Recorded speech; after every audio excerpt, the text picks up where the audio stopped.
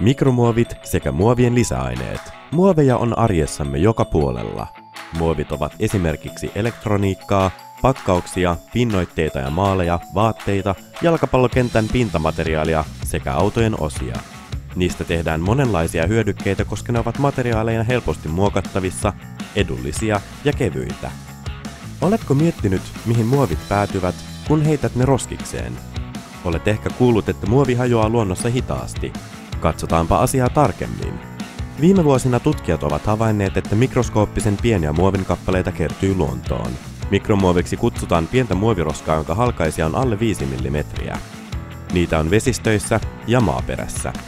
Mikromuovi voi kemiallisesti olla synteettistä tai osin biopohjaista muovia, kuitua tai kumia, jota syntyy ainakin 3 eri lähteestä. Ensinnäkin mikromuovirakeita valmistetaan ihan tarkoituksella.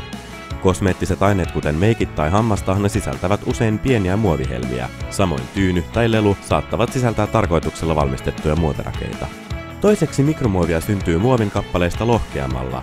Esimerkiksi auringon ultraviolettivalo hajottaa hiljalleen muovia kaatopaikoilla tai vesistöissä. Kolmanneksi mikromuovia irtoaa muovimateriaaleista kulumalla. Esimerkiksi maalit ja synteettiset kankaat kuten fleece hioutuvat käytön aikaisen kulumisen vaikutuksesta mikromuoviksi. Ehkä hieman yllättäen tällä hetkellä tutkijat arvioivat, että kaikkein suurin mikromuovin lähde ovat auton renkaat. Kun tienpinnan kitka kuluttaa rengasta, irronnut mikromuovi päätyy sadevesikaivojen kautta vesivirtoihin. Etenkin vilkasliikenteisillä kaupunkialueilla renkaista irronnutta mikromuovia ja mikrokumia syntyy paljon. Myös katumerkintöjen maalit ovat kuluessaan merkittävä mikromuovin lähde. Mitä mikromuovi sitten haittaa?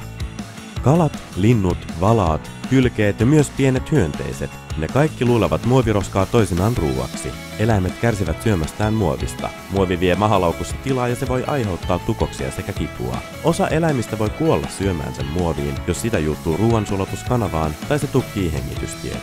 Viime aikoina on havaittu jo ihmistenkin juomavesissä ja ruoassa mikromuovihippusia. Se ei ole kovin herkullinen ajatus.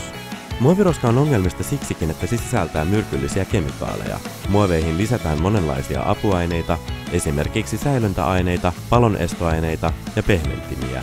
Näistä aineista osa on ollut ja on yhä myrkyllisiä.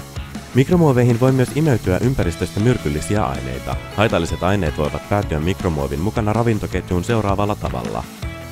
Ensin pieni plankton syö muovihippusen, joka sisältää haitallisia kemikaaleja. Pieni kala syö planktonin ja isompi kala syö paljon pieniä kaloja.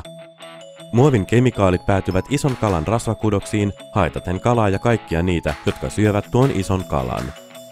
Terveyshaittojen lisäksi muoviroska on ällöttävää, ja sitä on paljon.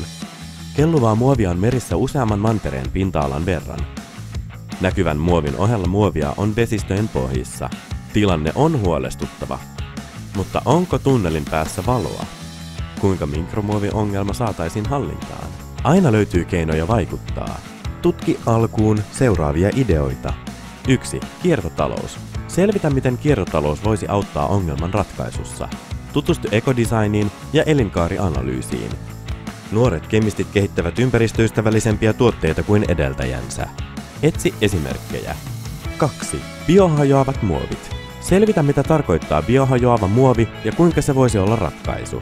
Tuotteet voidaan suunnitella täysin maatuviksi tai kierrätettäviksi, ei pois heitettäviksi. 3. Hanki tietoa. Lue ja keskustele eri tahojen kanssa aiheesta. Kaikki ihmiset voivat olla osa ratkaisua, kun yhteinen päämäärä löytyy. 4. Keksinnöt ja suunnitelma. Miten itse tai yhteisösi voisi vähentää syntyvän mikromuovin määrää kuluttamisessa, liikkumisessa ja jätehuollossa? Tutki asia ja ryhdy toimeen.